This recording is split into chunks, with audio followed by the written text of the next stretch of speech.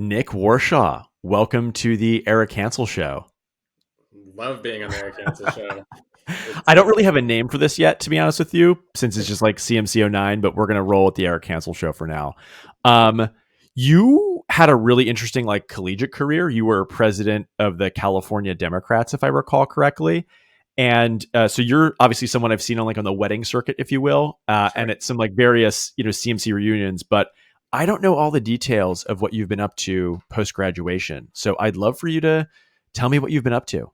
Yeah, well, Eric, it's very exciting to be here. It seems like we were probably destined for you to have a CMC themed podcast as the class president, class student body president. You flatter me. This was always the what were you most likely to be president, or I forget what we. But anyhow, I have no idea. it seems like we were always headed here. So I'm glad to be here. So you were right. I went to CMC because was into politics, and I've remained true largely with a little bit of detours in between. I don't know how far back. Go back to '09. I'll go quick. '09 we graduated. No one could get a job. I worked in government relations for stem cell research. So California has a stem cell research institute that funds stem cell research. At the time, it was more controversial to do embryonic stem cell research.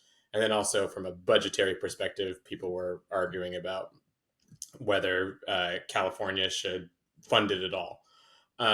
So I was working on that, and I don't have a science background, but my job was basically I had to know more than the legislators, which I was able to do. I was able to learn enough science to fake it enough that if people asked me one follow-up question, I could handle it, but two, there was no way. Almost no one ever went to two. So that was a pretty interesting experience. But that was in San Francisco, and just sort of in the air of San Francisco is the startup culture and vibe. Right. But I still wanted to be in a sort of political nonprofit-y space. So I ended up working for a company called Rally.org, which nominally exists, but basically was GoFundMe. And then Okay. GoFundMe eventually ate our lunch. But the CEO had come out of politics.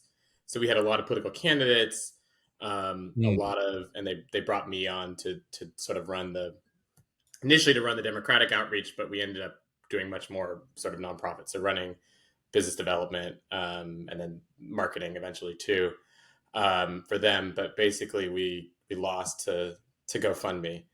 It was an awesome experience. Like Sure. being in a startup, you get to, as you know, from the VC side, Sure. you get to like work on everything, jump on everything. So it was a really, really awesome experience, sort of being the first non-technical hire, learning a little bit about what that meant. And then I went to UCLA for law school. I always Yeah. kind of knew I was going to go to law school. Yeah. I always kind of knew you were going to go to law school. Exactly. I have two lawyer parents. I mean, I deferred it because I thought my startup was doing well. I was like, oh, my stock might be worth something. Maybe I don't need to do this lawyer thing. Yeah. So I went to law school, and entering wanting to do political and election law. Yeah. Which kind of true to my past. Yeah. But the election law firms, there are very few. More now. Trump has kind of created a market for election lawyers that didn't exist 10 years ago.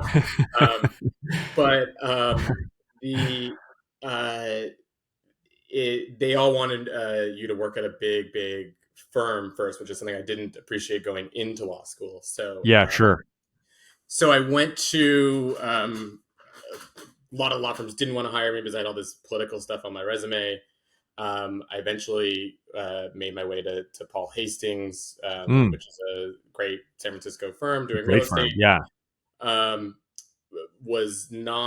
still though wanted to do political law. That was really still my goal.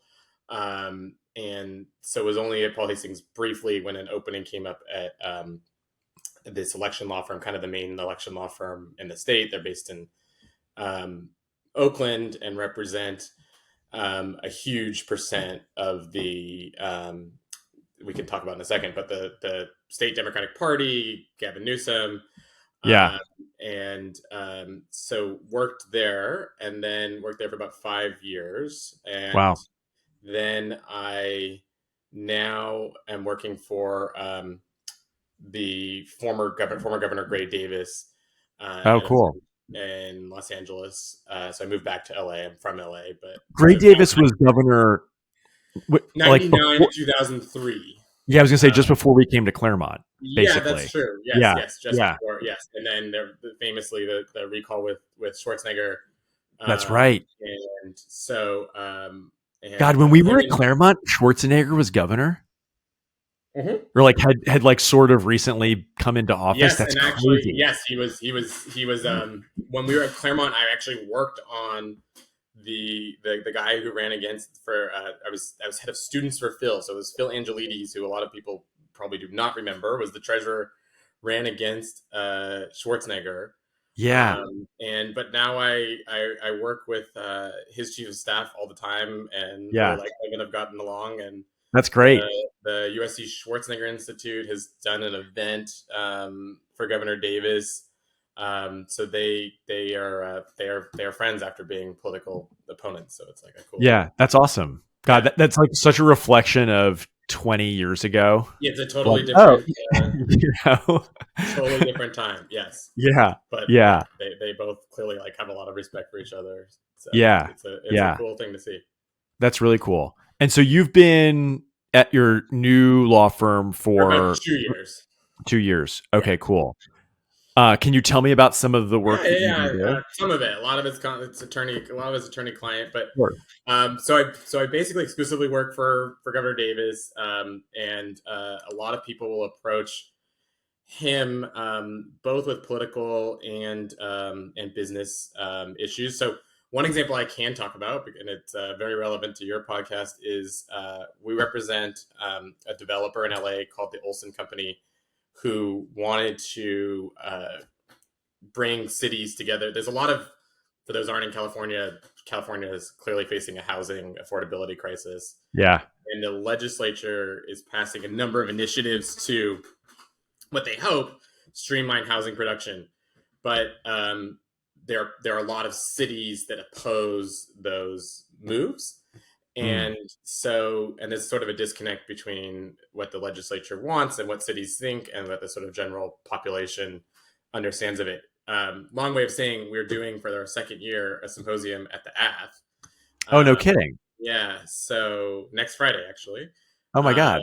and so last year we had 45 cities come and 150 attendees. This is partnership with the Rose Institute, so with Ken Miller, and and Governor Davis is moderating. So it's Wow. sort of a convening of legislators and city officials, and to try to kind of bring together the different parties and see if we can't get, everyone acknowledges there's a housing crisis, but Right. what policy solution is needed is there's definitely not a consensus. Just because this is a Claremont podcast, and I assume that all of our classmates like loosely actually kind of care about this. Yeah, What are, like, broadly speaking? You don't need to go we into can too much delve deep. I mean, detail, this but one's like, yeah, yeah. what are the competing ideas coming into this conversation, and like, what might be some possible common ground? Sure. So the legislature has been coming out with a lot of bills that they call streamlining bills, that basically will give developers the right if they meet certain criteria. So the most famous one maybe is AB 2011. So that's just the name of the bill. Mm. And it basically allows, you can turn, like, think strip malls in LA or Southern California, Northern California too, but more Southern. Um, that a developer can, by right, so going over the city's head, develop the strip mall into housing, provided they Mm. meet certain criteria, certain affordability. So number percentage has to be affordable, and then also have to pay prevailing wage. Mm. And so cities don't. Well, I shouldn't paint such a broad brush. Some cities don't don't like that their zoning is sort of being superseded by the state. Sure. The state is Sure. saying this is the thing. Um, Developers, some have not. It's very very new. It only passed last year, but some say that it still doesn't, the math doesn't pencil out because they don't. Some of them don't like the prevailing wage requirement or don't like the affordability requirement. Yeah. So Yeah. um, we'll see how it works. The sort of common ground that I think, well, so what is the big policy that has worked in the state is ADUs, accessory dwelling units, Yeah. and so that the students at the Rose Institute actually are going to present a paper on the city of Long Beach Oh, cool. that they researched. Very interesting. Like, housing was not really an issue when we were in school. I mean, it was an issue, but it wasn't top of mind. And the current Rose Institute students apparently really wanted to and have told Ken Miller, like, get deeper into housing. So it was actually a great opportunity that I was able to connect and sort of facilitate them researching this. So the Long Beach, so they profiled that Long Beach has done a couple things. One is have pre-approved ADUs. And so basically, if you meet certain design requirements, you can put the ADU in right away. And they also have streamlined permitting, but basically you can, if you have your paperwork together, you can get in and out of the city of Long Beach in 24 hours, like in from 8. If you get in at 8, you can leave at 5 and have your stuff together. And then they also have more generous, what are called density bonuses. You can build, again, if you meet certain requirements, you can build denser housing. So Long Beach has sort of been a success story, and the hope from the symposium is that that other cities can learn from each other. Now, Long Beach is obviously a little bigger city, but the hope is that they can learn from each other about it. Very cool. I'm like, what's been fascinating for me as I've been talking to members of our class is that so much of the work that they are doing like tracks to their college persona.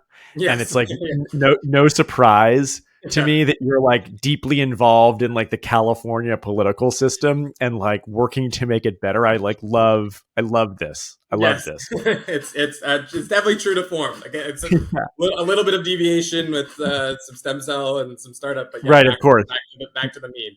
Exactly.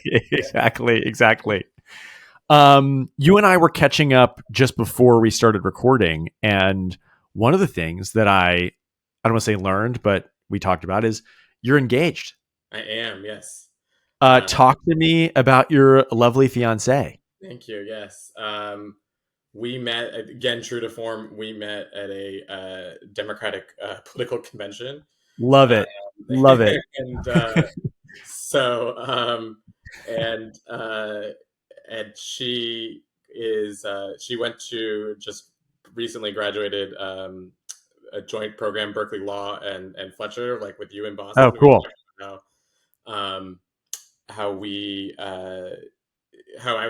got to work remotely.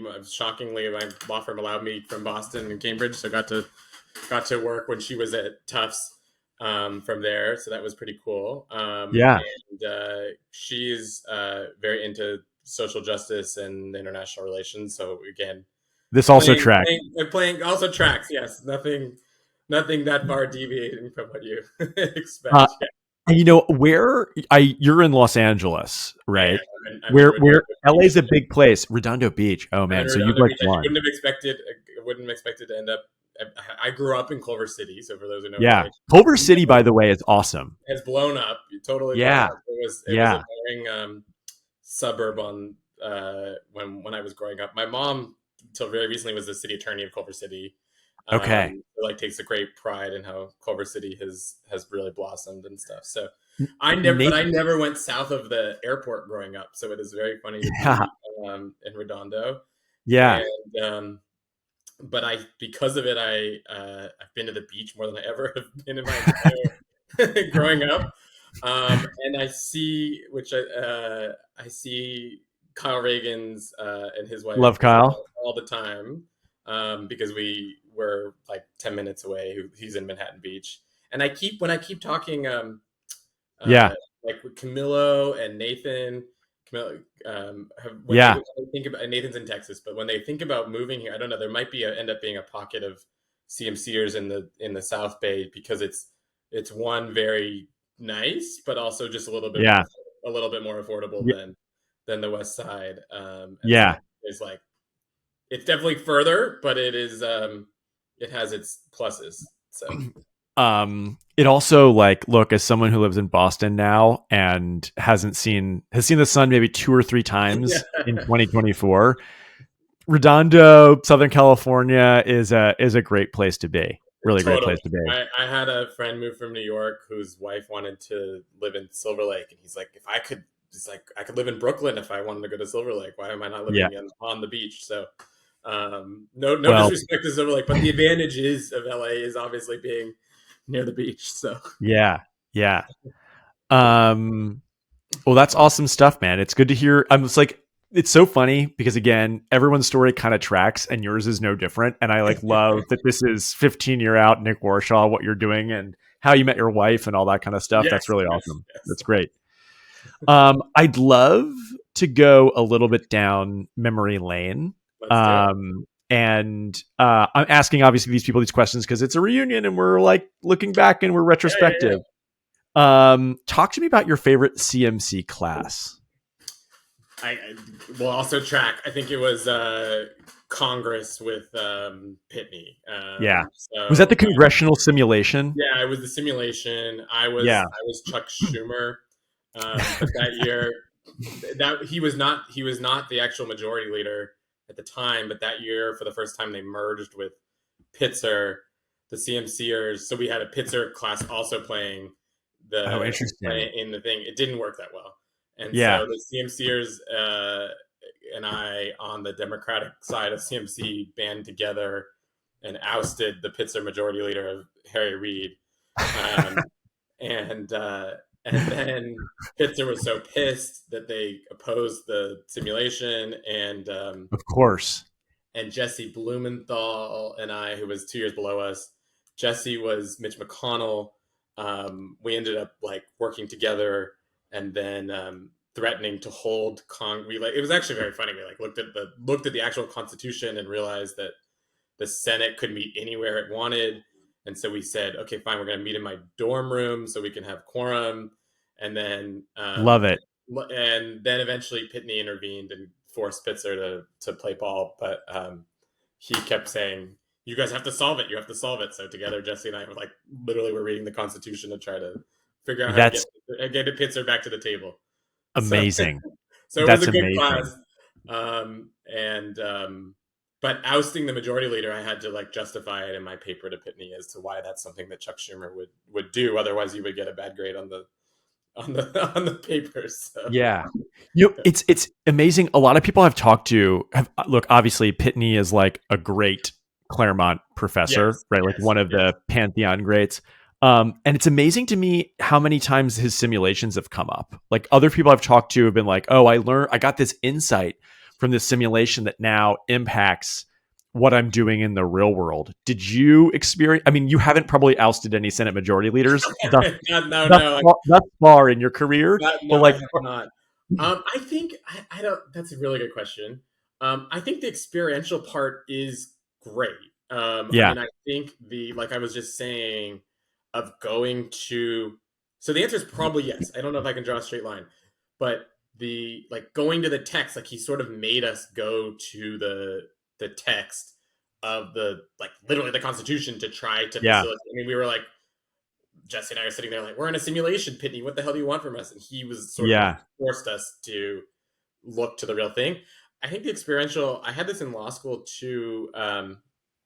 We can talk about in a bit, but I took an entrepreneurship class where they made us pitch a company, and I think the sort of experiential um, classes work really well. But not just because I think people are sometimes like, well, academic, you're too academic, but I think having the professor there to push you don't ever get in the real world. Like a partner Yeah. is not going to sit down with me and spend that kind of time. There's just not that. Yeah. The financial pressure is not. I mean, maybe sometimes they should, but the financial pressure is for a partner or your boss to do their work. And I think having the professor there is like amazing. I mean, not to Yeah. mention, as you're saying, is one of a kind.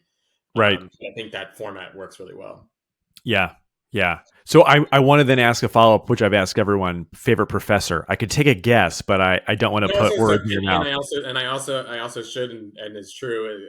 Mention Ken Miller, who were doing Of course. the Rhodes thing, and so who also taught California politics, and who I had in at CMC, who was always annoyed because I was leaving his class to do California politics.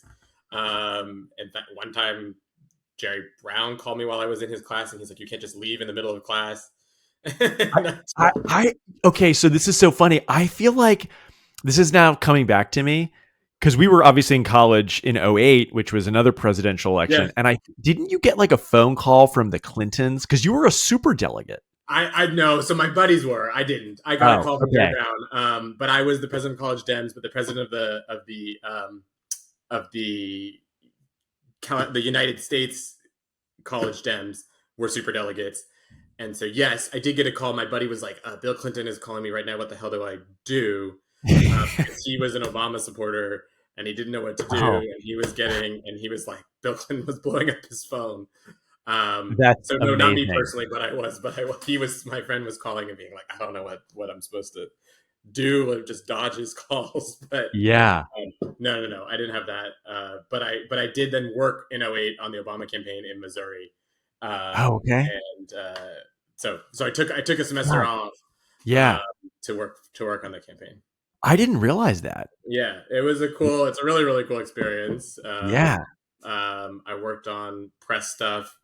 There was one point where I had to try to find where Sarah Palin was because she was getting her deposition taken in St. Louis, and we wanted to alert the press that she was getting her deposition taken and highlighting that. So I eventually did find her hotel by literally calling through hotels in St. Louis. And the press then CNN ended up shooting that she was getting her deposition taken. So that is crazy. It was an awesome experience for sure.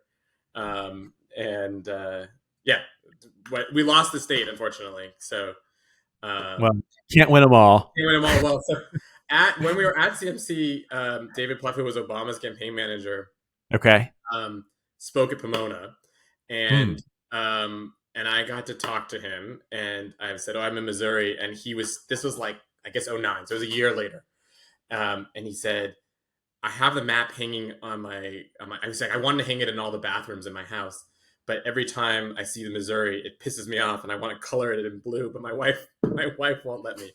So it was it's so funny. Yeah.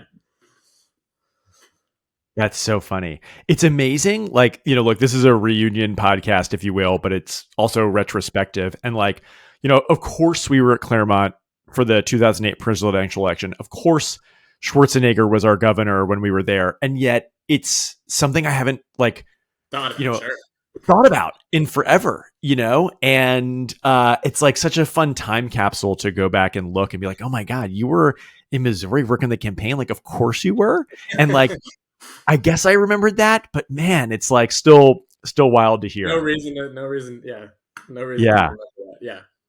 Yeah. Okay. So transitioning a little bit from academics to something a little bit more fun. Yeah. What's your favorite CMC party? So the first thing that comes to mind when you say that, a little deviation, is the madrigals. Oh my God. Yeah. And I mainly just like remember Matt Lewis like having lots of mead and of course shouting, and so I was like, I don't know, that party just struck me always as, I don't know if it's a party, but it struck me as the most CMC thing, because you're like, here you're sitting in this fancy Athenaeum setting, and then there's a school sanctioned event, yet people are drinking mead. Right. it just struck me as like like no other place, no other college would have that. So that's the first thing that comes to mind for sure. That is so funny. I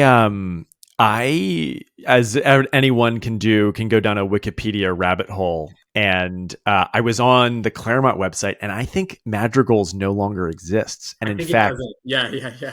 I think that our senior year was the last year of We Madrigals, and ruined it apparently, I guess. I that's actually like what I think is the case. And I don't. That's what Wikipedia says. This is obvious some BS bias from the Jimmy Wales and the people at Wikipedia, because I don't think that's true. Yeah, yeah, Uh, yeah. but still, that's a good answer. That's a really really good answer. No one has said Madrigals. No one is. Um, yeah, but that's a good answer. That's like a real throwback. Um, okay, talk to me then your favorite I watched it CMC briefly. memory, and I'll allow multiple. What? Wait, So wait. I sorry. watched you cut out briefly. What else? The What was your question? Yeah. your favorite CMC memory. Oh, favorite CMC memory. Um, so I really liked. I guess a couple. But it's mainly hanging out in the dorm. But I had a real big contrast in the dorms Hmm. because so my first year was I didn't fill out the paperwork to uh, where to pick dorms, and so a bunch of us ended up in Stark unintentionally. Love Um, that.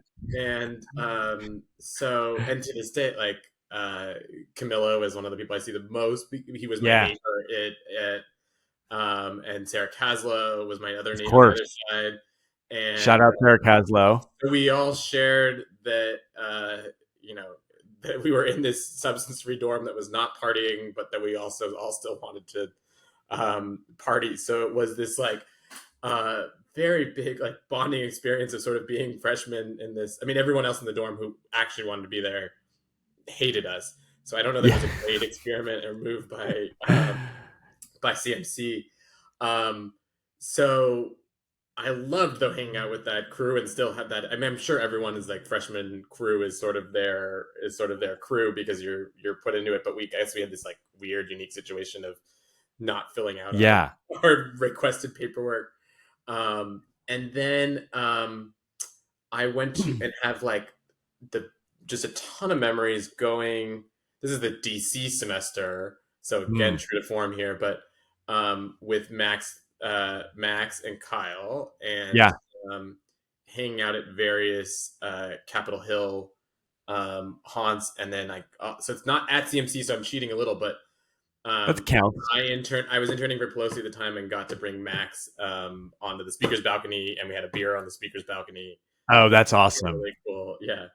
Oh, Uh, that's really cool. so, so that was a cool thing. And then finally, Kyle brought me to North Quad our junior year, and I just loved like there was just all my friends in hanging out on the back north. So I don't know if it's not an individual memory, but that was No, like the yet collective memories. Yeah, it's funny. Like, I think that what you say resonates, because I have these like flashbulb favorite memories, of yeah, course, but like truthfully, like my favorite memories were like hanging out in a dorm and getting lunch or dinner with people. You know what yeah, I mean? absolutely. Yeah, And it's like those things where I couldn't tell you any specific date, but it's like, man, if you could just put me in a time machine and I could just go get dinner or lunch and just hang out in a dorm in North Quad again with people, I would yes, be that's so exactly happy. the Yeah. ethos I'm trying to evoke. Yes. Yeah. We've talked about people. You mentioned Kyle, you mentioned Max, you mentioned Camilo, you mentioned Sarah Caslow. Um, who do you keep in touch with still? And maybe who do you want to give some shout outs to? For sure. So Kyle and Camilo I see all the time. Nathan I see a lot. Yep. Brando I see Yep. a lot. Ali Wu I see a good amount. Yeah, Brendo. Camilo and I have Oh, like Ali Wu, amazing. Shout out Ali Wu. yeah, shout out to Ali Wu. Camilo and I have like a quarterly date, which is great. Love that. Beyonce's don't, we'd like to attend, but we don't allow them to. And just because we like have our dinner and we go to the same Yeah, restaurant. I think the restaurant thinks that we're on a date, which is great. I love that. And so um, Yeah. So who am I not? Well, Caslow is someone I am friends with, but do not chat enough with. So shout out to Caslow for sure. Shout out Caslow, of course. And the other non CMC, but I want to shout out Kyle Reagan's his wife Isabel because she has to hang out. Like Kyle will invite all of us over, and it's like just a CMC shit show, That's and amazing. she puts up with all of us at their lovely house. So they often will host a bunch of LA That's CMCers. So, amazing. yeah, That's amazing. That's a good shout out. Shout out yeah. Isabel. Love that. Love that. And then one last question. We're getting close on time here, but I want to Sure. ask. So this is a reunion episode, of course. Finish this sentence for me, and I'm hoping people reach out to you to talk about a lot of things, but you can finish the sentence for me. Someone should slide into my DMs to chat about. So it still is going to stay to form, but it is Super PAC insurance. So I this is a project, a passion project of mine that I wrote an academic article on a concept for insuring against super PAC expenditures, which we can go down, but is very academic. But it got some attention in tiny campaign finance academic circles, Love that. and I tried to make it an actual company and was a finalist for Y Combinator, Wow. but they said it was an unproven idea, and I was like, yeah, that's why I'm here. Yeah. But it's very, very, very capital intensive. Mm. And so if anyone has really struck it big at CMC and wants to change campaign finance from a private sector perspective, so CMC, I'm happy to chat about Would love it. Yeah. it. Honestly, like I feel like of all of the places that someone might actually contact you to That's talk why about I this, mentioned it. Yeah, exactly. there's a chance. There's a chance. Well, Nick, thanks so much for coming on this little reunion show. It was great catching up. Absolutely. And I hope people reach out to you to talk about Super PAC insurance. Yes. Great chatting. Of course you did. I'm glad we got a chance to do this.